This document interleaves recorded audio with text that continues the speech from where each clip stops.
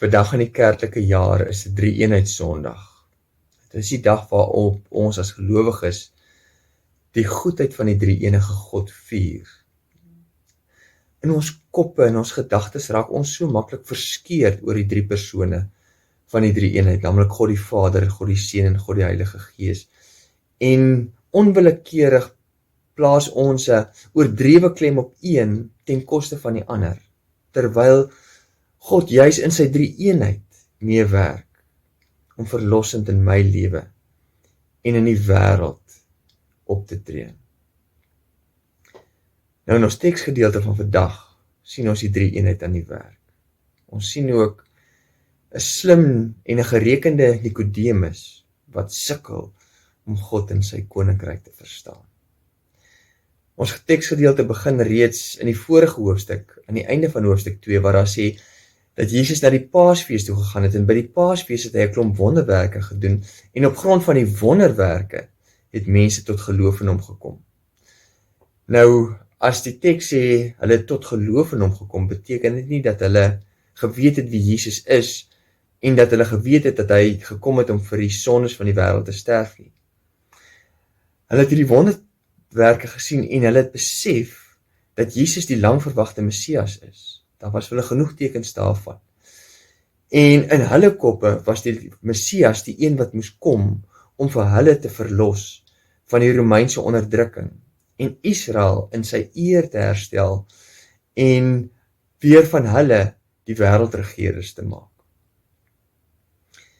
Nou Nikodemus het heel moontlik ook hierdie wondertekens van Jesus gesien en hy het geweet, hierdie is nie net sensasionele wonderwerke nie, maar dat hierdie wonderwerke in 'n rigting dui, dat dit tekens is van iets groters. En hierdie tekens van iets groters is dat Jesus die Messias is.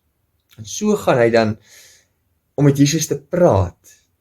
Maar wat hom kan vang in sy gesprek met Jesus is dat Jesus vir hom sê dat niemand die koninkryk van God kan sien of daar kan ingaan as hy nie 'n tweede keer gebore is, deur die Gees gebore word nie.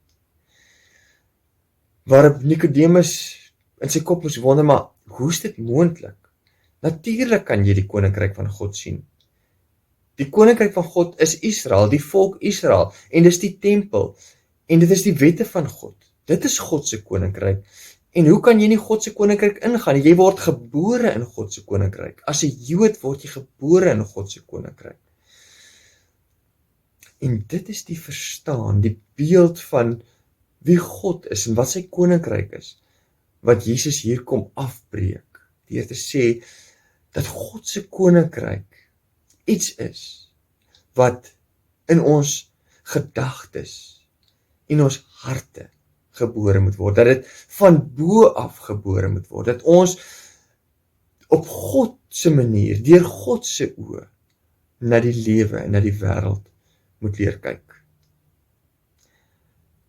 Hulle het na die wonderwerke gekyk en dit het gepas by hulle verstaan van mag in hierdie wêreld. En Jesus het geweet dat die eintlike teken van wie God is, wat sy koninkryk is, en dit is Jesus in 'n kruis, dat hulle nie daarvoor begrip sou hê nie. Dit moes vir Nikodemus bitter moeilik gewees het, om te hoor of te begryp, toe hy hoor dat die Messias, die een wat deur God gekies is en gestuur word, dat daai persoon vervloek deur God aan 'n kruis moes gaan hang. En is amper asof die skrywer van Johannes op hierdie punt waar Jesus, die beeld van Jesus in 'n kruis met Nikodemus deel, of hy 'n oomblik neem om vir ons, die res van die mense wat ooit hierdie brief sou lees, of hierdie evangelie sou lees, net te sê, luister, ek hoop julle hoor, julle verstaan wat die impak hiervan is, dat dit is waarvoor Jesus gekom het, vir hierdie wêreld, om vir ons met God te versoen, om vir ons met mekaar te versoen. Dit was waarvoor Jesus gekom het, nie vir magsvertoon of vir populariteit nie. God se koninkryk gaan nie oor mag en posisie nie. Dit gaan oor diensbaarheid, oor meelewendheid, oor goedheid, om van die wêreld, van iemand anders se lewe, om van hierdie lewe iets beters te maak. En dit is die koninkryk wat daagliks in my en jou lewe gebore moet word. Ons word nie deel van God se koninkryk deur in 'n Christenhuis gebore te word, of te weet dat daar 'n God is en dat Jesus in die kruis gesterf het. Ons word deel van God se koninkryk, daar waar ons leer en begin leer dit wat God vir ons gedoen het, en sien dat dit die manier is waarop God aan die werk is in hierdie wêreld. En dit is die manier waarop hy wil hê ons wat deel is van sy koninkryk in hierdie wêreld moet werk. Mag ek en jy die genade ontvang om al meer en al duideliker hierdie koninkryk van God te sien. En mag hierdie koninkryk daagliks in my en jou lewe gebore word.